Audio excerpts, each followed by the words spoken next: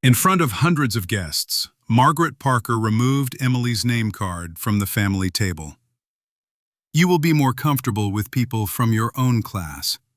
She pointed toward a table beside the kitchen doors. A few guests laughed quietly. Nobody knew that humiliation was about to expose something far more dangerous. Hours earlier, in her small Brooklyn apartment, Emily Parker adjusted the blue dress she had worn many times before. On the table sat an old velvet box containing her mother's silver brooch. The faded engraving on the back read, "For my girls, equal in love, equal in trust." Emily planned to give it to her sister, Vanessa. Her phone rang. Jonathan Reed appeared on the screen. "I may be late. Our audit found unusual transactions. David wants to check them before we leave." "Do what you need to do. I can handle my family." Jonathan paused. "If I come, do you want us to tell everyone?" Emily touched the wedding ring hanging on a chain beneath her dress. For 6 months, their marriage had remained private while Jonathan dealt with a dispute inside Reed Global. "I do not want Vanessa's wedding to become about us.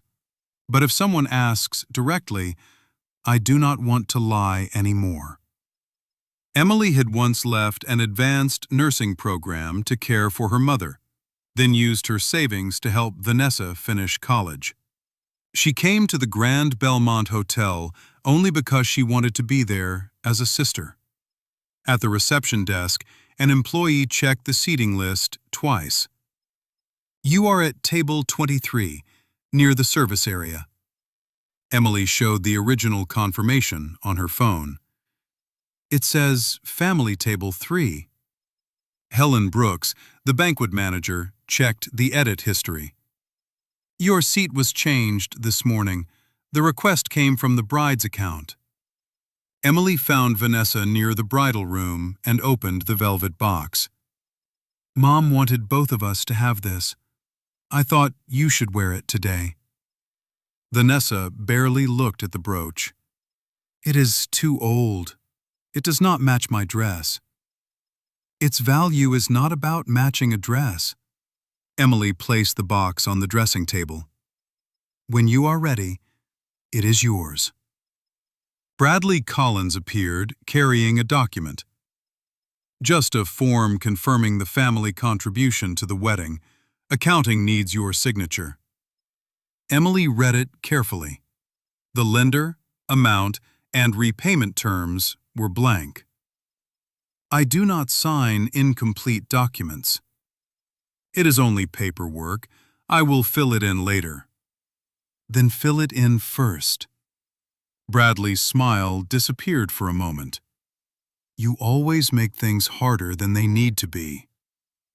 When the reception began, Margaret walked Emily toward the family table. Just as Emily was about to sit, Margaret removed her name card. "I think you belong with people more like you." She pointed toward the service table, then introduced Vanessa as her successful daughter, while describing Emily as someone who still cared for elderly people for a living. Emily did not argue. She walked to table 23 and sat down.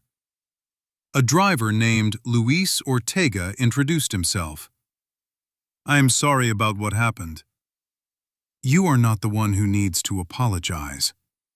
Emily asked the workers their names and thanked them for everything they had done. A few minutes later, Helen suddenly stumbled. Emily caught her. "Do you have diabetes?" Helen nodded.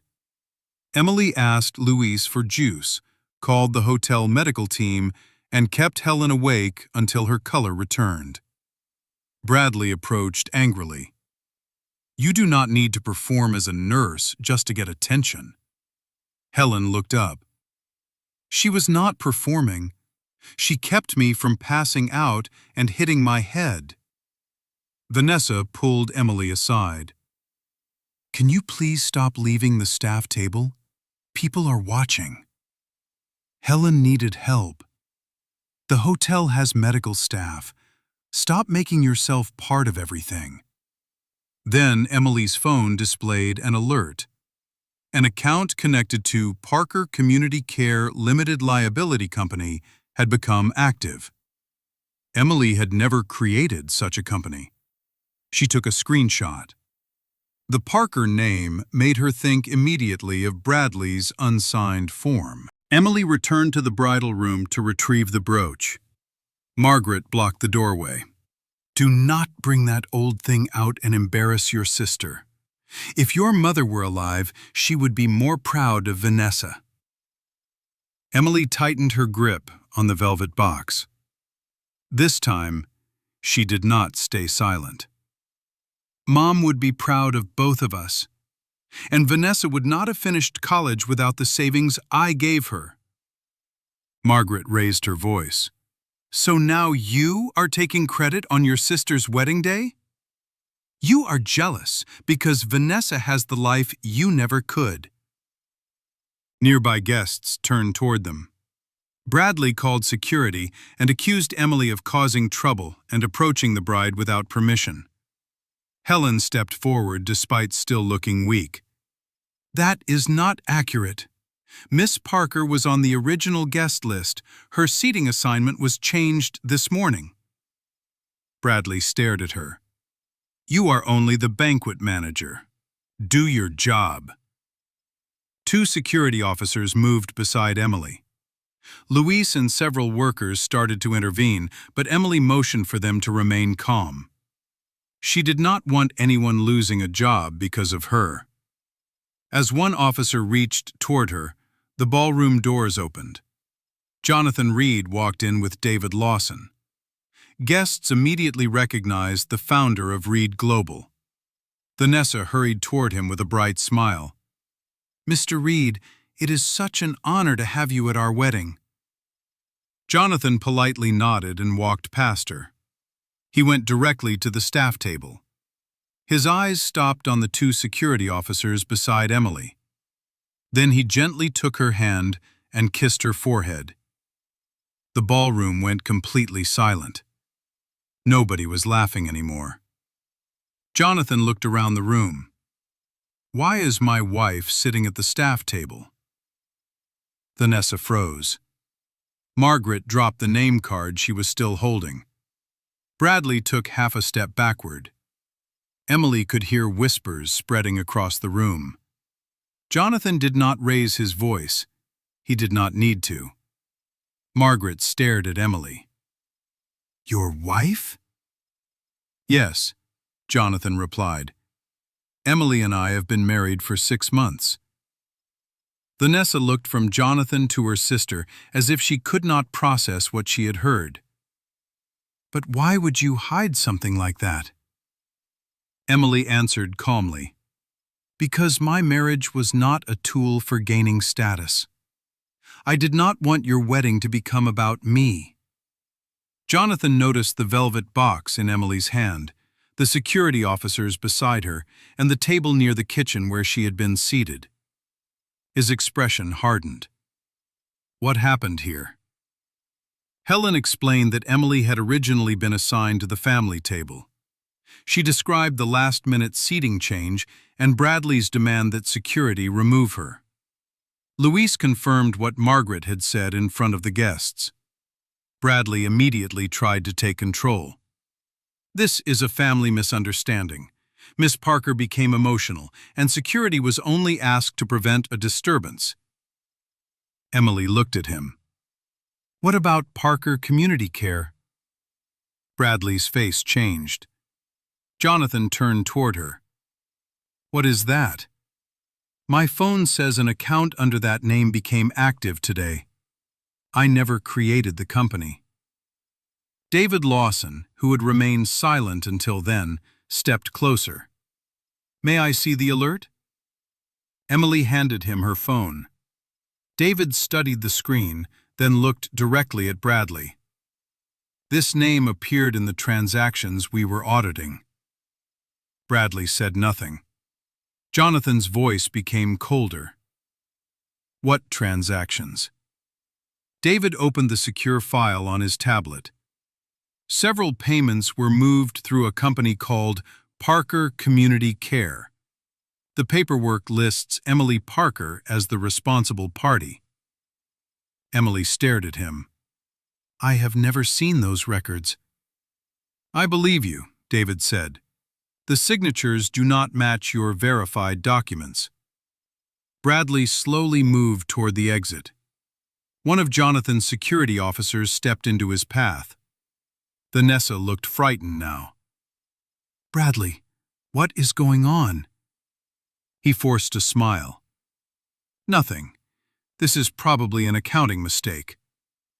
David shook his head. "It is not." He leaned closer to Jonathan, lowering his voice just enough for Emily to hear. "We confirmed the account." Jonathan's expression changed. David continued. "Someone did not just take Emily's money." He looked toward Bradley. "They are preparing to make her responsible for everything." Emily looked at David, but Jonathan did not tighten his grip on her hand or order anyone removed from the ballroom. He turned to the security officers. "Please step back. Emily is an invited guest. She will decide whether she stays or leaves." Then he looked at his wife. "What do you want?" "I want to know what is happening. But first, nobody blames the employees here." Vanessa finally found her voice. "You hid your marriage to Jonathan Reed just so you could humiliate us today?" "I did not plan any of this," Margaret cut in. "She cared for Mr. Reed after his accident and took advantage of him while he was vulnerable." Jonathan answered calmly. "I pursued Emily. We have separate attorneys, a clear financial agreement, and 6 months of marriage with no connection to these transfers. She has never asked me for status." He faced the guests. "Emily is a home care nurse. She helped me recover after my accident and has cared for patients who could not afford her services. That is what you should know about her before you know she is my wife." Emily did not move to the empty seat at the family table. She returned to table 23. "Thank you," she told Luis and the staff. "When my family forgot to treat me like a person, you did not." David waited until she finished. "We need somewhere private. Our audit found money moving through Parker Community Care Limited Liability Company." Jonathan asked Emily, "Do you want to hear this now?" She nodded. In a private conference room, David placed a black flash drive on the table. Vanessa, Margaret, Bradley, Helen, and forensic auditor Rachel Kim joined them. David opened the company records. Owner, Emily Parker. Below her name were copies of her passport, social security number, and a signature. "I never created this company," Emily said. Bradley folded his arms. "The documents say otherwise." Emily enlarged the signature. "That is not mine." She placed her nursing license beside the screen. Since completing her professional certification, Emily always added a small loop to the final letter of her signature. The company document did not have it. Rachel displayed the transaction chart. Parker Community Care received money from a housing fund for nurses and caregivers under the Reed Care Initiative. It also withdrew money from the trust left by your mother. Vanessa went pale. "Our trust?" "Some of the money went directly to wedding vendors." Emily removed the silver brooch from its box and placed it on the table. The words, "equal in love, equal in trust," caught the light. David produced the notarized will. Both sisters had equal rights, and any major withdrawal required valid approval from both. Helen placed her phone beside the flash drive. "I kept emails from Mr. Collins. He told the hotel to divide invoices among 3 companies and keep his name off the records. One of those companies was Parker Community Care." Bradley frowned. "You misunderstood the payment process." I have managed weddings for more than 20 years. I know the difference between dividing expenses and hiding who paid them. Emily looked at Bradley. You can still stop this. Freeze the transactions, turn over the records, and tell Vanessa the truth before investigators become involved. Bradley pulled the unfinished form from his jacket. Emily agreed to use her inheritance for the wedding. Now that she has a wealthy husband, she wants to change the story. Show me the signed approval. He placed the paper on the table. The blanks were still empty. There was no signature. Emily stared at him. You tried to make me sign this before the reception. It does not prove an agreement. It proves you were trying to create one after the money was already taken. Jonathan did not tell security to arrest Bradley. He turned to David.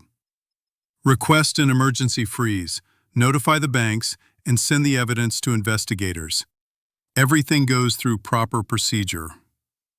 David left to contact the banking attorneys. Rachel suddenly received another alert. There is an international transfer for $1,800,000 scheduled for midnight. The final beneficiary is connected to an investment company controlled by Bradley. Bradley pulled Vanessa aside. If you take their side, this wedding falls apart. Your reputation, your career, everything disappears. Emily has been waiting for a chance to destroy us. Vanessa looked toward her sister. Maybe Emily gave him the documents and forgot. She signed many things while Mom was sick. That hurt Emily more than being moved to the staff table, but she did not answer with anger. Vanessa, I might forget a bill. I would not forget creating a company, withdrawing Mom's trust money, and receiving charity funds.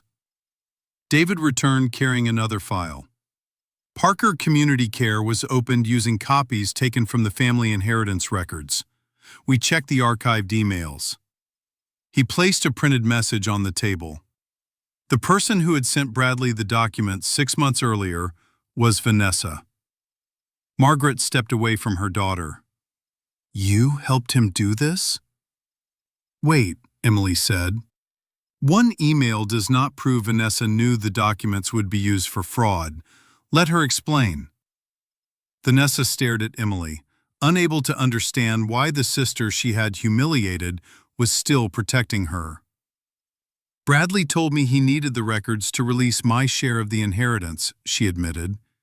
He said if I wanted the wedding we planned, I had to trust him. I sent everything without reading the forms carefully. I did it for us, Bradley said quickly. You know how expensive this wedding was. David looked at him. Then why was the company opened in Emily's name? Bradley said nothing. David turned back to Vanessa. Did Mr. Collins ever mention a Parker account in a message, email, or call? Vanessa shook her head. Then she stopped. There was a voice message last week. He sent it from the airport. I thought he meant the hotel account. She reached for her phone. Bradley stepped toward her. Vanessa, do not turn our private life into a public performance. Her hands were shaking, but she gave the phone to David. He documented her permission before connecting it to the room's speakers. Bradley's recorded voice filled the silence. When the wedding is over, we move the rest. Then the account under Emily's name disappears. Vanessa stared at the man she had just married. The admiration disappeared from her face. Only horror remained. She finally understood that she had not merely been manipulated for money. She had been used as the key to obtain documents for a scheme designed to leave her own sister responsible. You were going to let Emily go to prison for you? Bradley did not answer. He looked toward the exit behind the stage. Bradley yanked open the door and rushed toward the backstage exit. When he saw 2 hotel employees in the hallway, he stopped and returned to the ballroom as if he were the one being attacked. He climbed onto the stage and took the microphone. You are watching an abuse of power, Bradley announced. Emily and her billionaire husband are trying to destroy this wedding. Emily created Parker Community Care to hide charity money, then married Jonathan Reed so he could protect her when everything came out. Phones immediately rose across the room. Jonathan looked at Emily and waited. She could leave and let the attorneys handle everything, but if she stayed silent again, Bradley would keep telling her story for her. Emily stepped onto the stage. Please lower your phones. These records contain private information about Vanessa and hotel employees. This is not revenge. I am only correcting a public accusation with the facts necessary to defend myself. The room slowly became quiet. I am Emily Parker. I am a home care nurse, a joint beneficiary of my mother's trust, and a victim of identity fraud. I am also Jonathan Reed's wife. But that marriage does not create my rights or give me my voice. Jonathan confirmed that they had married 6 months earlier under a transparent financial agreement. David stepped forward with the black flash drive sealed inside an evidence bag. Mr. Reed cannot personally decide Mr. Collins is guilty. The evidence has been transferred to independent attorneys, banks, and financial investigators. Any conclusion will come through evidence and due process. Rachel displayed the money trail without revealing private account numbers. Funds from the family trust and the Reed Care Initiative had moved into Parker Community Care, then to wedding vendors and a company connected to Bradley. Login records pointed to devices he used. Bradley forced a laugh. Anyone could have accessed those devices. Helen stood from the employees section. But you personally emailed me and told me to change the payer names and divide invoices among 3 companies. I kept the original emails and timestamps. Luis confirmed that he had also heard Bradley request changes to payment records. The people who had been pushed to the table beside the kitchen were suddenly witnesses everyone had to hear. Vanessa walked onto the stage holding her phone. I sent Bradley our family documents. I believed he needed them to process my inheritance. I did not know he would use them to create a company in Emily's name. With Vanessa's permission, David played the voice message again. Bradley's voice filled the ballroom. After the wedding, we move the rest. Then the account under Emily's name disappears. Emily placed her nursing license beside the company documents and showed the small loop that appeared in her real signature but was missing from the forged one. Hallway footage also showed Bradley giving her the unfinished form after the money had already been transferred. He was trying to create evidence after the fact, Emily said. I refused to sign. Bradley turned toward Vanessa. You are lying to save yourself. Without me, you would not have this wedding or your place in high society. Vanessa stared at the ring on her hand. Then she removed it and placed it on the edge of the stage. If this marriage was built on stolen identities and betrayal of my sister, I do not want it. I will cooperate with investigators and seek legal advice about ending this marriage because of fraud. David's phone vibrated. He read the message and looked at Emily. The court approved the temporary freeze. The $1,800,000 international transfer scheduled for midnight has been blocked. Bradley's smile disappeared. At the same moment, Bradley received notice that his investment company had suspended his position and system access pending investigation.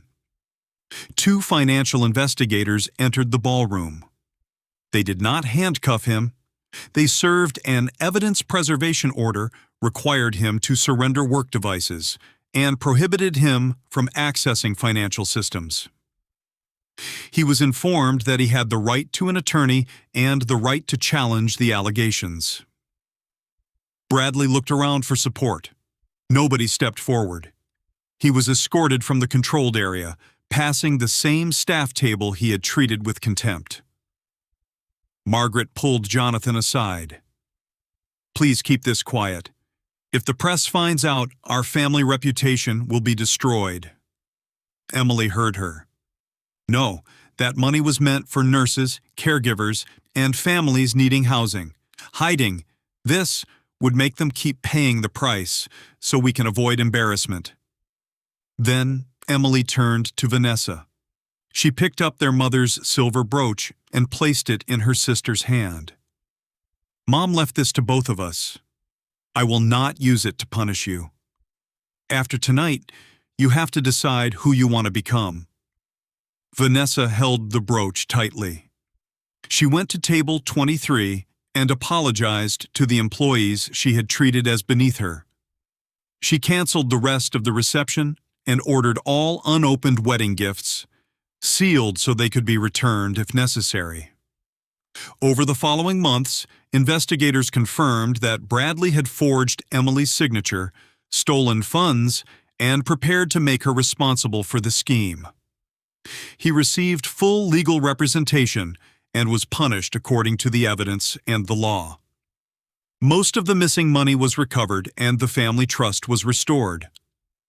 Emily took direct control of her own share. She completed her advanced nursing program and created an emergency support fund for home care workers and hotel employees, managed by an independent board outside both families.